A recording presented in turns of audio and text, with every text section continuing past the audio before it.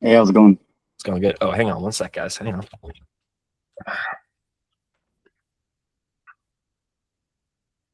Sorry, I had to change hats.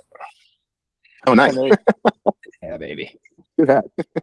Thanks. I actually really like this new section down here, this update. This is sweet, but what I'm seeing is outdoor air is this temperature, intake, that temperature, return air from the space, that checks out, relief, is going to be mostly that return air. But at some point, they mix 80 degrees, then you have your energy recovery. I think what it's doing is it's taking the outdoor air and the return air and mixing those air streams to get a new mixed air temp. But then it's not utilizing the ERV effectiveness to bring it down even more. And I've noticed that now on a few projects where like it doesn't account for the ERV. Do you have exhaust air in your space? I mean, that's the return duct, I would assume. Like we supply into the space. It's just going to be one big space, right? So supply in there, return back to the DOAS. ERV pulls exhaust air from the spaces served by that system. It uses that airflow for the ERV process calc. So if you haven't specified any exhaust in the system, because the ERV, it's taking in this one, people use different terms for it. Some people say return, but then it all gets relieved. When air gets relieved, I consider that exhaust, even if it goes through ERV first. So we call it exhaust, and the exhaust airflow comes from the exhaust present in your spaces. If you have zero exhaust in your spaces, then the ERV has no air going through it other than one side. So this is a nice view because you can actually adjust the configuration and see the changes in real time on the psych chart. So currently what this is thinking is all your return is going through that return air component, and with relief on, the surplus is being relieved from the unit. And so you have a surplus of 5,610 CFM. So if you go to your air balancing and you add 5,610 CFM of exhaust, then the relief is basically going to go away. And your ERV is now going to have that much exhaust air going through it to aid in that energy recovery process. To do that, there's one way is you actually just specify an exhaust rate for your spaces. That's not really the way to do it here because these spaces don't require exhaust. It's more of an airflow design consideration. So if you go back to the configuration step and just hover over it, you'll see that there is a diagram view. And then still, if you go to the step on the left, the actual tab, there's a canvas view. This is basically the airflow map here. Because you have the system selected, it's showing you the system totals. Like if you zoom in on that label, you'll see there's no exhaust right now. It's all return.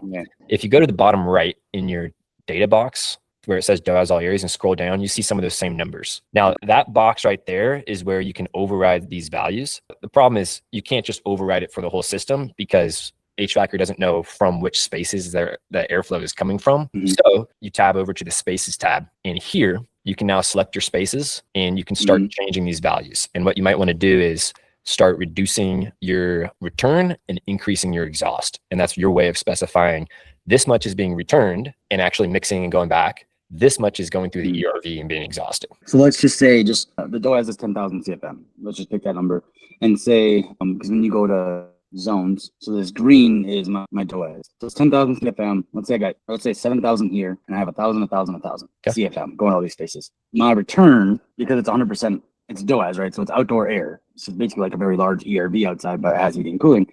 It's returning 10,000. So it's returning zero though, right? Because it's a DOAS, so it's dedicated outside air. So it has no return going back to the space. It's returning zero. It's 100% outside air in, and 100% of that makeup air is being exhausted. That makes it easier. Back to the unit. So yeah, what you want to do is for your spaces, if you go back to that canvas view and configuration, we used to call it the air balancing step. Now we think of this as like two views of the same data, essentially. You basically want to zero out your return and just put all that in. That makes sense.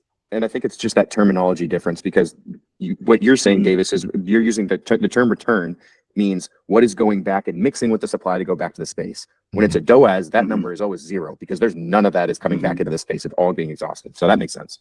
Yeah.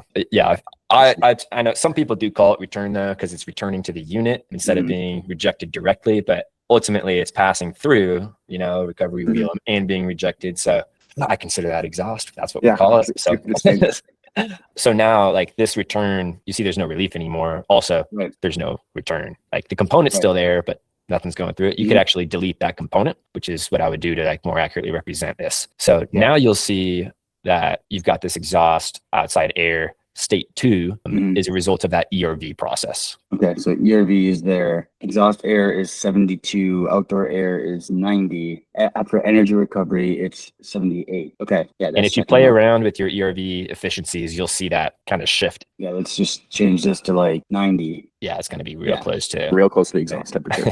Right. Okay. best ERV I've ever seen. Well, right. Yeah. Yeah.